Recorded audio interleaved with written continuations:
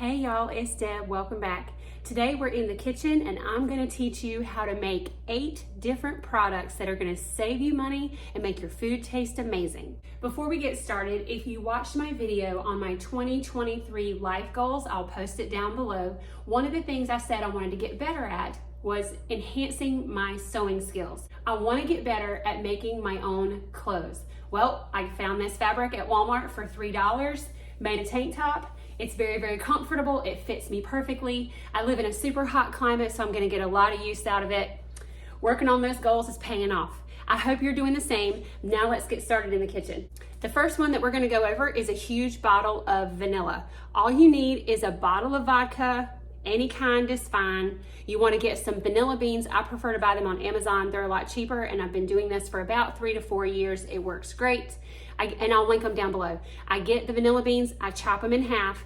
Don't cut them open where the beans all come out. You just want to chop them in half, throw them in your bottle of vodka, let this sit for about 6 months. This is going to last me a really long time, makes a great gift. The next item that we're going to make is our own foaming hand soap. So you just need your favorite bottle of Dr. Bronner's, an empty pump, and all you're going to do is add a healthy squirt.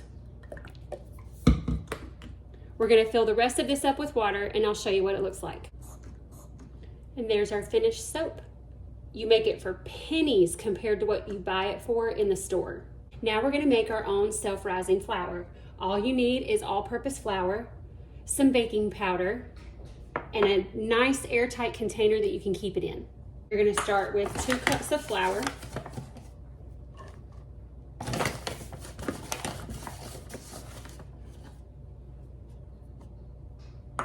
And 1 tablespoon of your baking powder.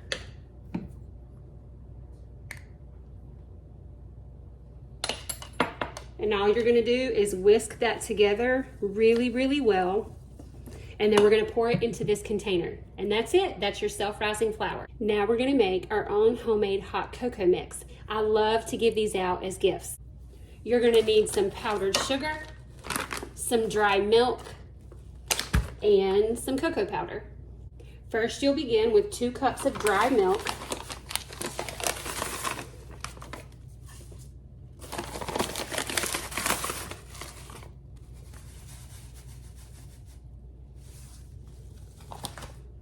One cup of powdered sugar.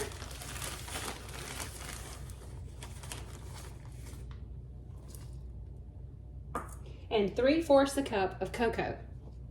And all you're gonna do is whisk this together really well, and then find something like this mason jar to store it in.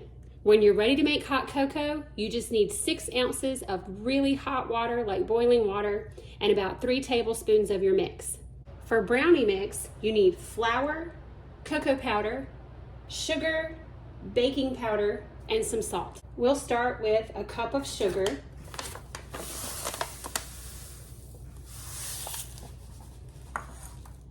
Half a cup of flour. Oh, that broke, and that's okay. So a half a cup of flour.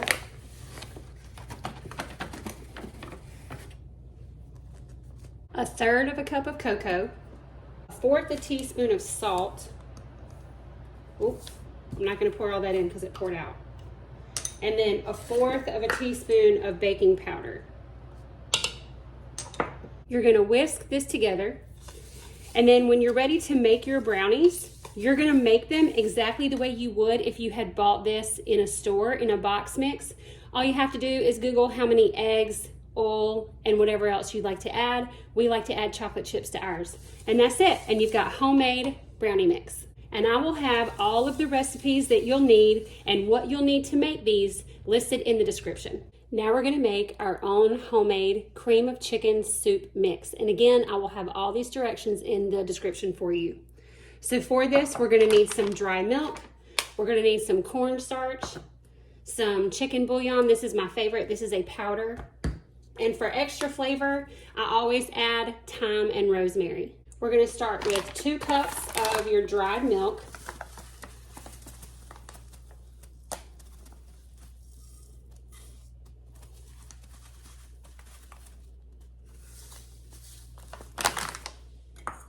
a 1/4 of a cup of your chicken bouillon.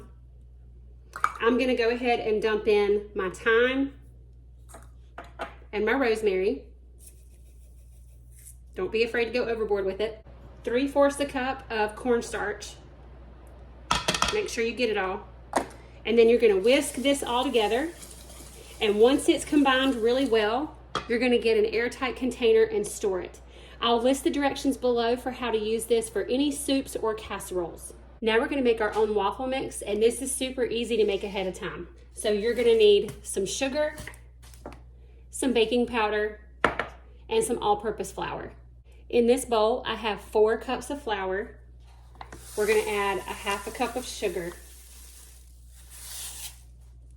and 2 tablespoons of baking powder.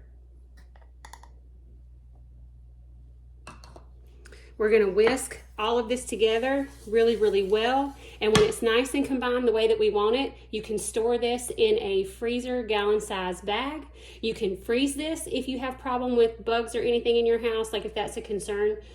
And I will list the recipe below for the wet ingredients to add when you're ready to use it.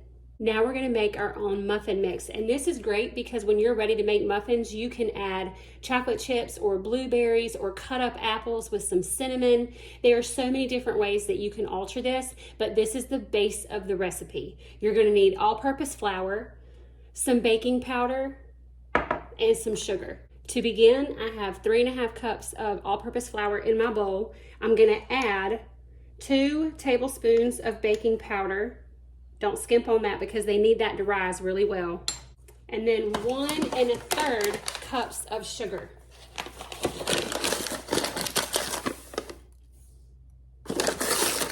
And you can eyeball this. It doesn't have to be perfect. And like everything else, we're gonna whisk that together really well. As soon as it's combined the way that we need it to be, you can store it in a plastic bag. Make sure you label all of these so you don't accidentally mix them up, which I have done before. And I will list below the wet ingredients you can add to it when you're ready to make them. Those are the 8 things that you can make in your own kitchen that should help you save a ton of money and make your food taste amazing. I'm gonna go get cleaned up. I'm sure I've got flour all over me. I'll see y'all in my next video. Bye.